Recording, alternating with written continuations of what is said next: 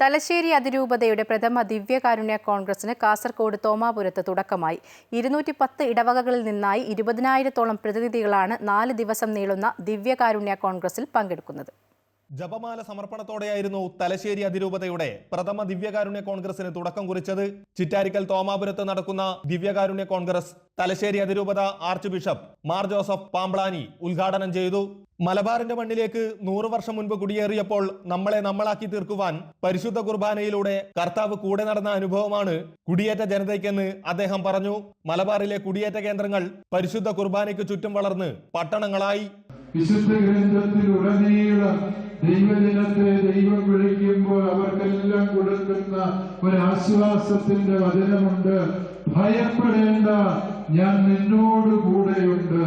ഇതാണ് ദൈവം താൻ ക്ഷണിച്ച, താൻ തിരഞ്ഞെടുത്ത സകലമാന മനുഷ്യരോടും ആവർത്തിച്ച് പറഞ്ഞ സത്യം. സഭയിലും സമൂഹത്തിലും ഐക്യവും സാഹോദര്യവും വളർത്തുക, ജീവകാരുണ്യ പ്രവർത്തനങ്ങൾ സജീവമാക്കുക എന്നിവ ദിവ്യകാരുണ്യ കോൺഗ്രസ് ലക്ഷ്യമിടുന്നു. 2 ദിവസത്തെ യുവജന സിംപോസിയവും ഒരുക്കിയിട്ടുണ്ട്. ദിവ്യകാരുണ്യ കോൺഗ്രസ് ശനിയാഴ്ച സമാപിക്കും. അമൃത ന്യൂസ്, കാസർഗോഡ്.